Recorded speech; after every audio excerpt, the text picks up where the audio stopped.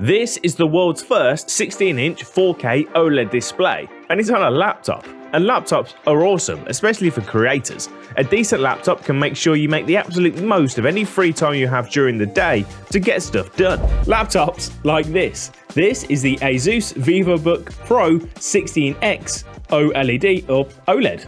It's a 16-inch Nvidia Studio certified Windows laptop designed for creators like you and me. How so exactly? Well, for one, it's more powerful than your average notebook and giving you enough grunt to get you through those tough edits, all while being not quite as thick, heavy, or aggressive as those full-on dedicated gaming laptops. It has this huge 16-inch color-accurate 16:10 4K OLED display, which is great for photo or video editing, whether you're sitting at home on the sofa or smashing down a coffee at your local coffee shop.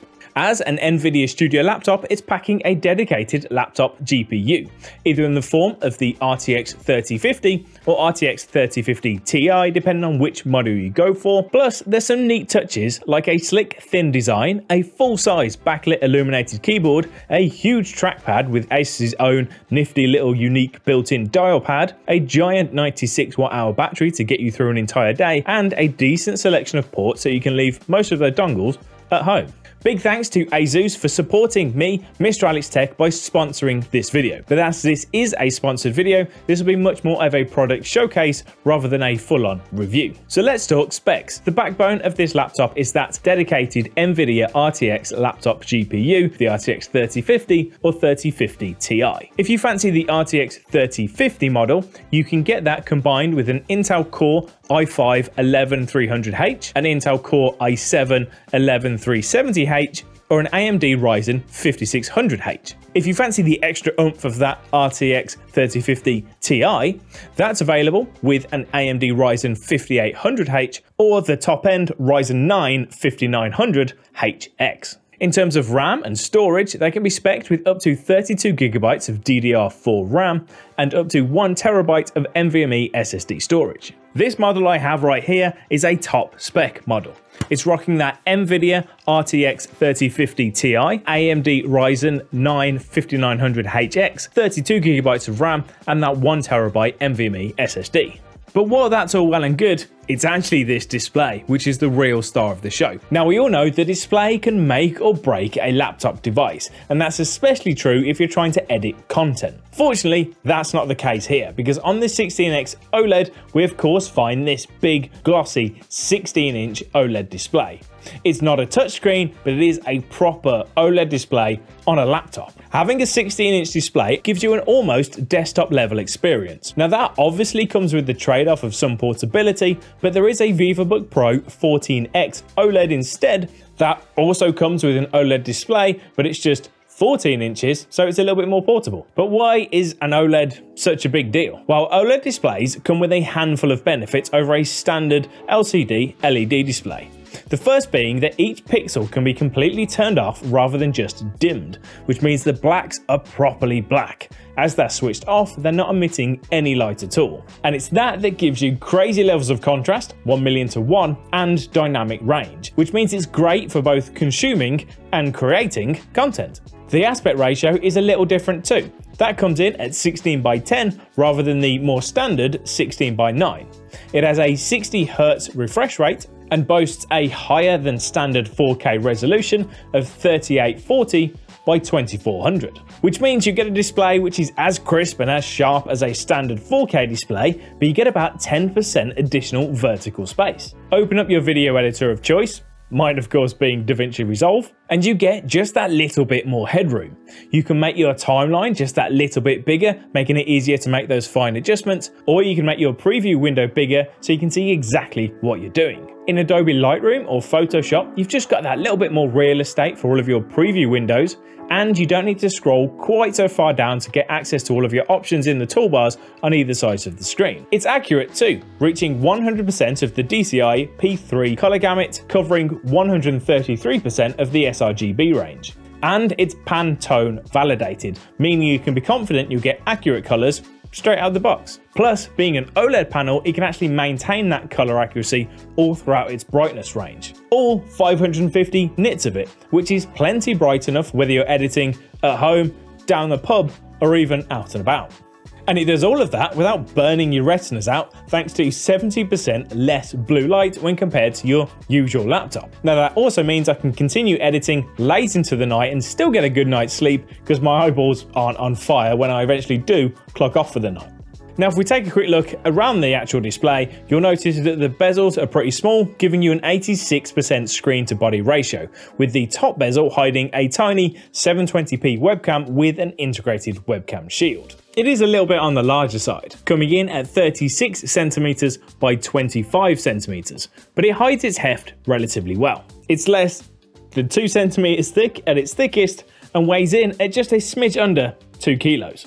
Now, while it probably won't fit into your favorite laptop sleeve or sling, it should fit into most laptop bags or backpacks, so you still can take it around with you to edit on the go. The design is actually quite understated, with just a few bits of flair added here and there just to jazz things up a bit. The Ryzen models come in either 0 degrees black, which is the model I have right here, or Meteor white, while the Intel models come in either Comet Grey or Cool Silver. The Comet Grey and Meteor white models have an aluminium weave coating, which gives it a grippy, almost matte look to it, while the 0 degrees black and Cool Silver have a more standard glossy finish. All of the models have a chassis made of aluminium, which does ensure that it feels premium and robust. Now this 0 degrees black is properly black. Even this emblem at the front is black with black writing, so make sure you don't put this thing down in the dark anywhere, because you might never find it again. Open it up and you'll find a full-size backlit illuminated chiclet style keyboard with 3 levels of brightness. It's nice to type on with its 1.35mm of travel, solid feedback and only a small amount of chassis flex. All the main keys are black, with the control keys being a dark grey, with the enter key having a few little white dashes just to spice things up a bit, and then the escape key is a nice bright orange. The power button in the top right hand corner doubles up as a fingerprint reader. With the laptop completely turned off, give the power button one single click and it'll boot up and log you into Windows in under 10 seconds in my experience, so you can get working again in no time, which is super useful if you're trying to open it up, do a quick bit of editing in the 20 minutes that you've got in between meetings or on your lunch break. Underneath that, of course, you'll find this big slab of a trackpad. It's nice to see big useful trackpads making their way onto Windows laptops. It supports multi-touch and all the usual gestures you'd expect, which is not just great for navigating Windows and web browsing and all that sort of casual stuff, it's also really handy when you're editing videos.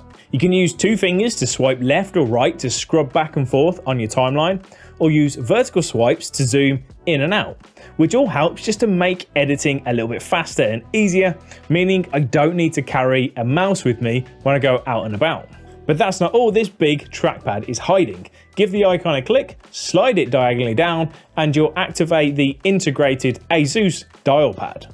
This, I think, is actually really cool. Give it a click when in Windows, the on-screen dial will appear and give you access to brightness and volume by default. But this can actually be customized in the ProArt Creator Hub to add other additional Windows controls, the most useful I found being the vertical scroll. It's content aware too, and can be customized when using other specific software. At the moment, there's only support for Adobe Creative apps, specifically Lightroom Classic, Photoshop, Premiere Pro, and After Effects, but they are working with other developers to bring support to other applications. In Photoshop, which is what I use to create my thumbnails, you can set it to do common tasks like changing brush size, hardness, layer opacity, font size, and more. In Lightroom Classic, which is what I personally use for all of my photography work, is actually even more useful, as you can zoom in and out of your photos, as well as control important settings like exposure, contrast, color temperature, and more. And while there isn't yet direct support for DaVinci Resolve, it is still surprisingly useful.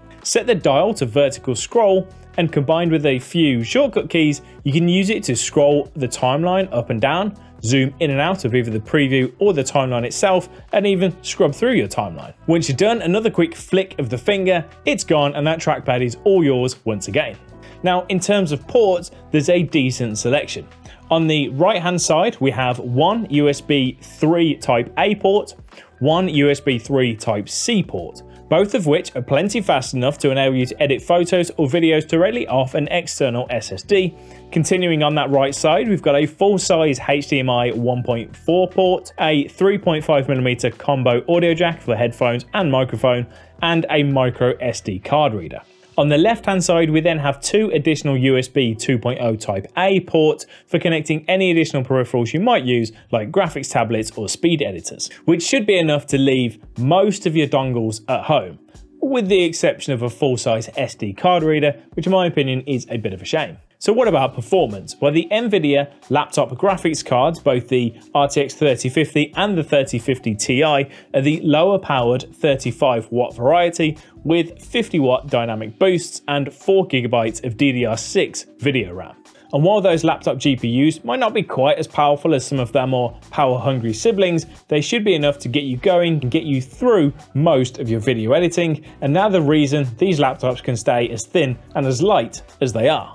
As these are Nvidia Studio laptops with RTX laptop GPUs, it means that creative apps can use hardware acceleration to run, edit and export much faster than a traditional Ultrabook. Plus, with Nvidia's Tensor cores built in, they can make light work of AI-based tasks like object removal, face tracking and magic masks in video editors like DaVinci Resolve. Nowadays, I generally edit with 4K 10-bit video files, and this top-spec RTX 3050 Ti model can handle those no problem at all without the need for proxies or optimized media. That's both plugged in and, surprisingly, even when running on battery, although of course it does run a little bit slower. Knock that 4K timeline down to half res and it will have no problem playing footage with 5 frames of temporal noise reduction in real time. Even the entry-level RTX 3050 with the Ryzen 5600H should be able to handle a decent amount of video editing tasks, especially if you're using the more common 8-bit video files with lower resolutions for something like social media. But of course, it's not all work and no play, as while these aren't designed for gaming, with those dedicated laptop GPUs, they are capable of some light gaming, and that 16-inch OLED display makes everything look very nice indeed. Connect a controller via Bluetooth and chill back with some Forza Horizon 5. Running the resolution of 2560 by 1600, using the high preset with the resolution scaling set to ultra quality, the benchmark will return an average of 61 FPS with a minimum of 54, but when actually just cruising around Mexico, you'll get a completely locked 60 FPS. Or if you fancy something a little bit more intense, open up my personal favourite, Doom Eternal, with the medium preset running at the exact same resolution of 2560 by 1600, and you'll get a rock solid 60 plus FPS.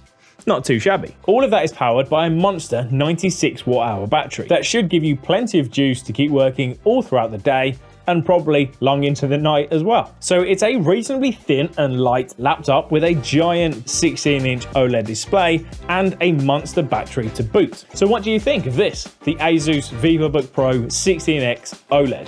Let me know down in the comment section below. Thanks once again to ASUS for sponsoring this video, and thank you all very much for watching. Take it easy, I'll catch you next time. See ya!